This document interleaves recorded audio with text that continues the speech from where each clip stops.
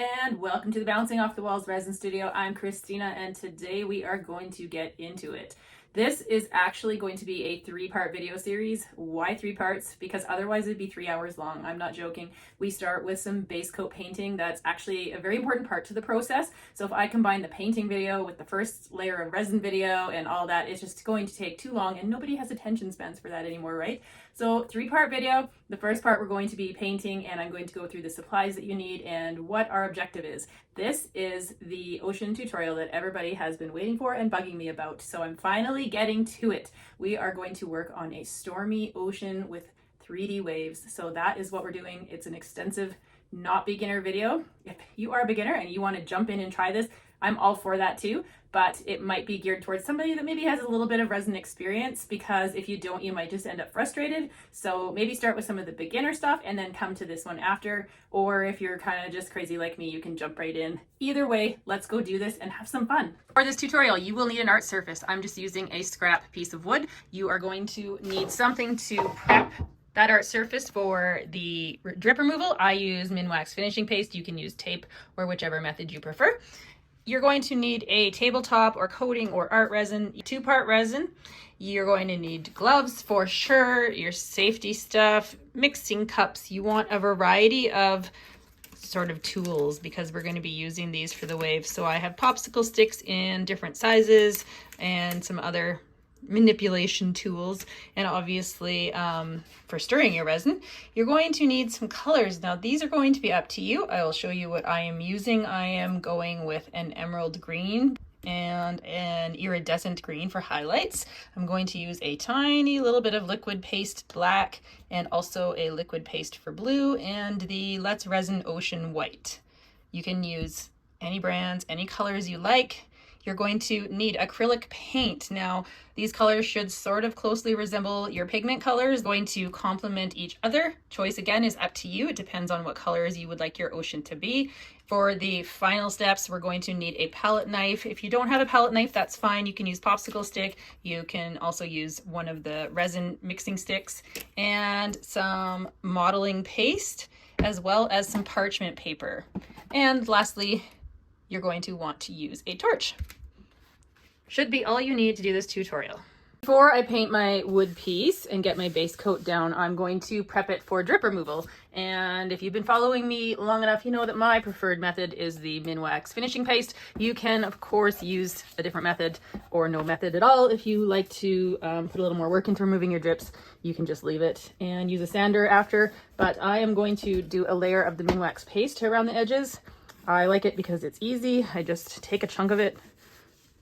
Got a little black in there. It doesn't matter. I always sand the backs of all my art pieces after anyway. I just put a thin layer on, make sure it goes right to the edges and it's wide enough so that when the drips come over, it's going to have that Minwax underneath each of the drips. And that's as easy as that is. Now it's time for us to do some base coat painting. I highly, highly recommend looking at some photographs of oceans, ocean waves, how the light plays through the waves. We're going to be covering our paint layer with resin, but the reason it's so important to at least get the colors right is because it's going to serve as a guide for where our resin goes and where we put what colors.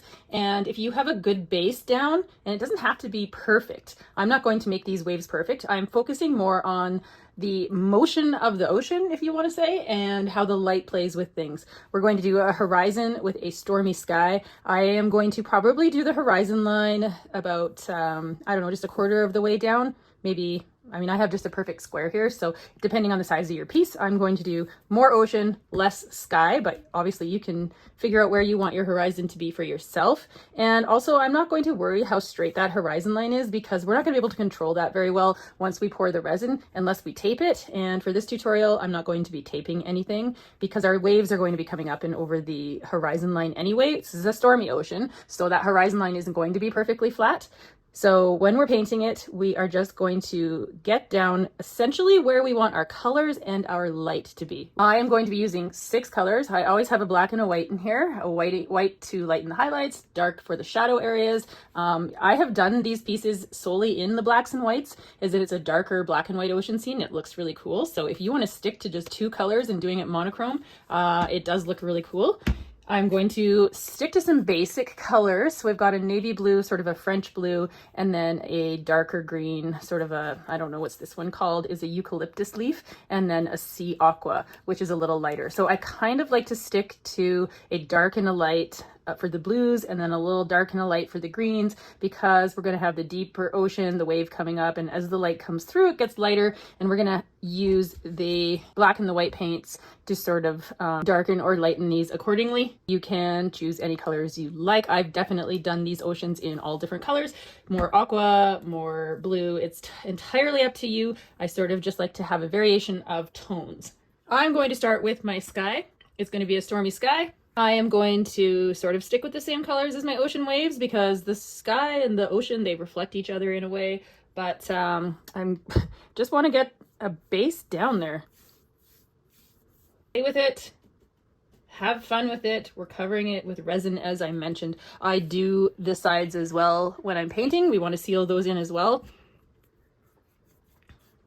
With the wood, it soaks up the paint pretty good, and with the acrylic paint dries fast. I tend to get a coat down. I like it to be a little lighter around the horizon, and then I just sort of work my way up. So I get a base color down, and then I worry more about the details, about how maybe the clouds will look, that kind of thing.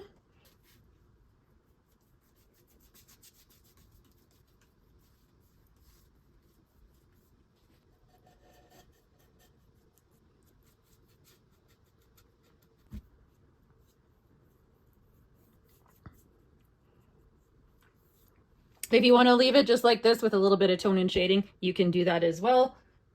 There doesn't need to be clouds.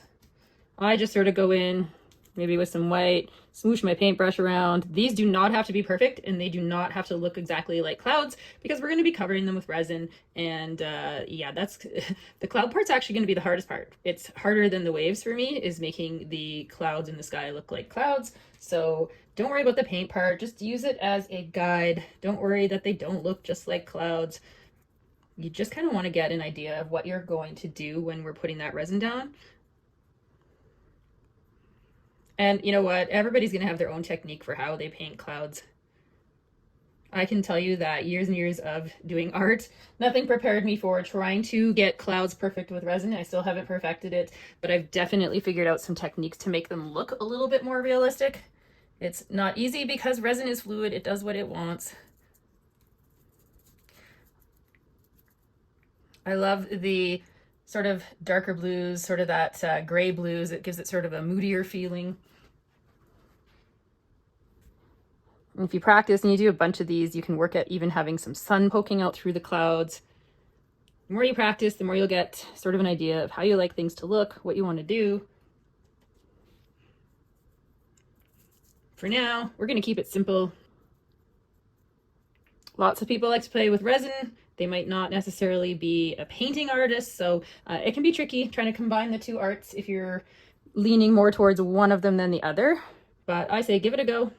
Like I said, when you add the resin on here, half of what we painted isn't really going to show, but it gives us sort of a base. We know we're doing clouds in the sky. I might actually come down just a little bit lower. Not worrying too much how straight this is.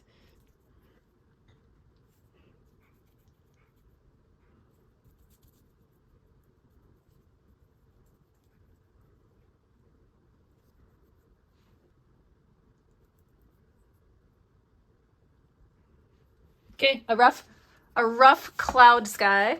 And now we want to do the ocean. So because we are making this a stormy ocean with lots of waves, we need if you think about this, the deeper parts are going to be darker. Where the waves come up, there's not as much water there, so the light's going to shine through a little bit better. The way I paint is I sort of imagine my paintbrush moving as the waves would move. So I'm very, I don't know if hands-on is the correct word, but if you were ever to watch me in my studio painting, I often am moving my body in the same way that I feel like something would move in the art piece. So if I'm doing water, I tend to sort of do a swaying, the water's coming this way and it's going that way, and I will try and paint with that same motion, imagining how it would be moving. When I'm painting, now I probably should have shown you a palette that didn't have some dried paint on it, but I've got my blue, white, black, the blue, and then the two greens here. I actually just kind of get in there with a bunch of the colors and dab it onto my paintbrush.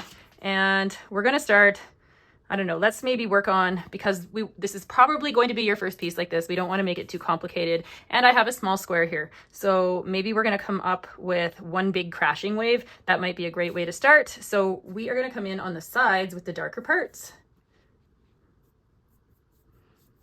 And let your brush strokes do the talking. If you've got some that come up a little bit lighter, for instance, right in here, then maybe that part's going to be lighter for your wave. That's why I dip my paintbrush in a few colors at once, because then you kind of get some tone to the wave. Now you can already start to feel how this wave is maybe coming up. And then maybe we'll come down with some green from the top of the wave. I really don't have a huge plan in place when I start these pieces. I sort of let my paintbrush do the talking. But that's why I also encourage you to take a look online, study some waves, look at some different ocean art, and get a feel for how it looks. Now, I'm right now not painting the sides. I will come down after and paint those. So if we imagine that one side of the wave comes up, we're going to have to come down with that other side. It might get deeper over here.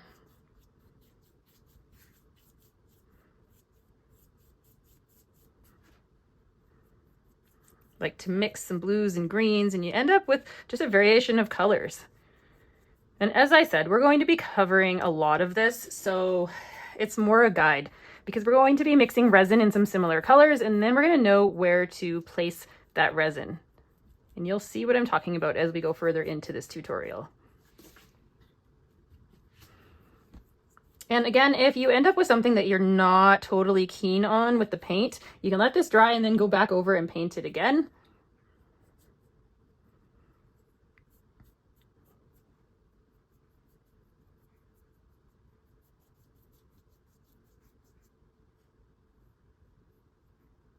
We're gonna have some ocean swells here, so don't worry about your horizon line. I'm sure there could be some experienced ocean wave artists right now laughing at how I'm doing this, but I'm doing this with the mind of how I'm going to be putting resin down later and not how this painting part is going to turn out. And trust me, they are entirely different.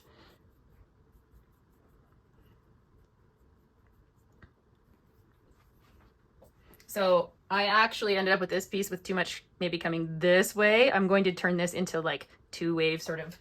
Didn't have a plan. I told you guys to go look at some art online and come up with a plan, and I did not create a plan myself. So we're gonna have two waves. Now we're gonna have deep in the middle.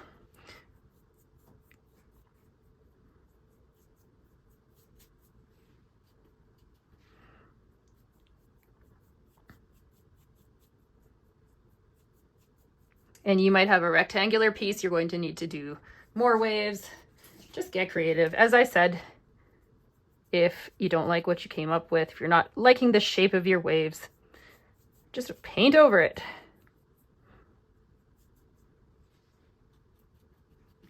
These are going to be crashing. We're going to have some good ocean mist right in the middle here. So don't worry about your horizon line too much at all.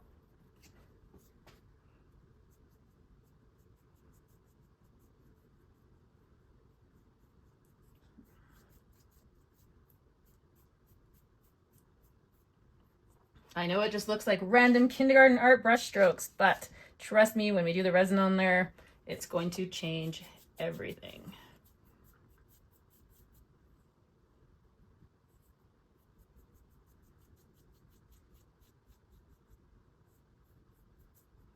Just imagine how the waves would be in the ocean.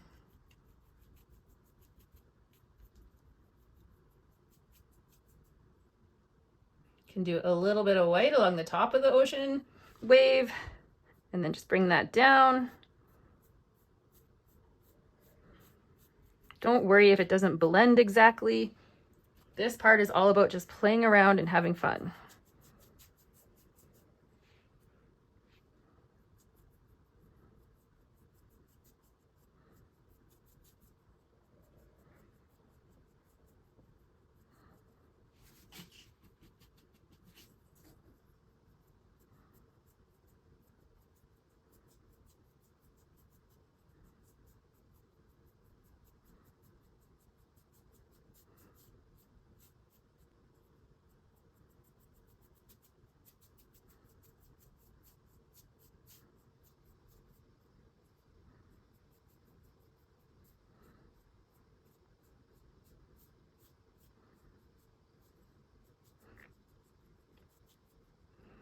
We want to make sure that we are covering all of the wood.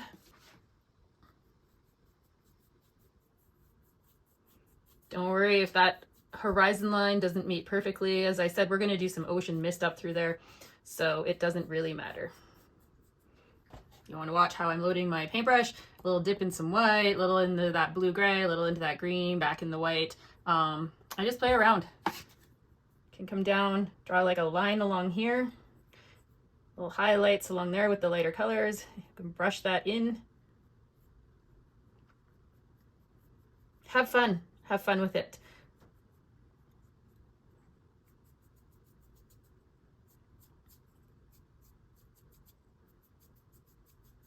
Acrylic can be tough. It dries fast, so it doesn't blend well if it's dried in an area, but you can come back in with your dark, come back in with your light, and just play around.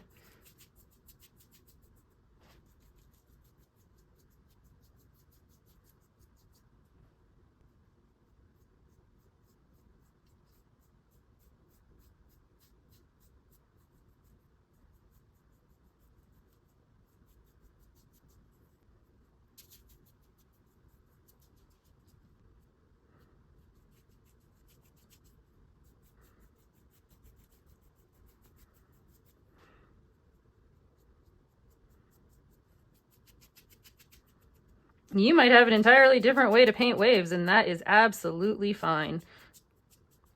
I just like to make sure I get some highlighted colors in there, both dark and light, so that when I pour the resin, I have a bit of a guide and I know how I'm going to mold those waves. I know how I'm going to put the resin down, because this isn't your typical ocean resin.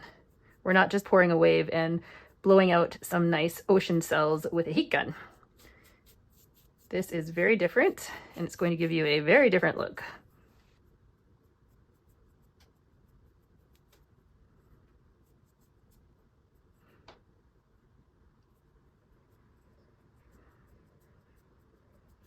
I also don't worry too much if this top ridge of our wave is perfect, because our resin's going to cover this too.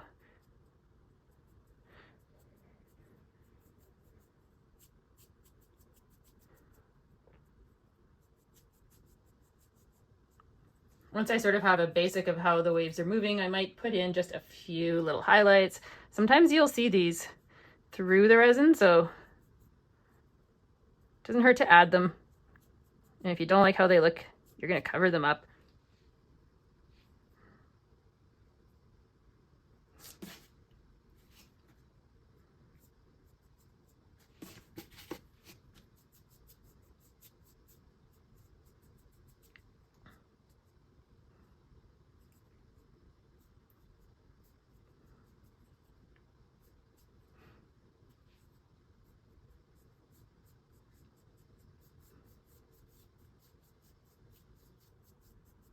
I do try and make sure once I have painted the edges, if that paint came up a little bit, I do try to make sure that it sort of blends so that I don't have a weird line there. And once you have something that you are happy with, again, it does not need to be perfect. I can't emphasize that enough. This is just our guideline. So as long as you have something you're happy with that you think you can work with now to build some waves with the resin, then we're going to let this dry before we get to that first coat.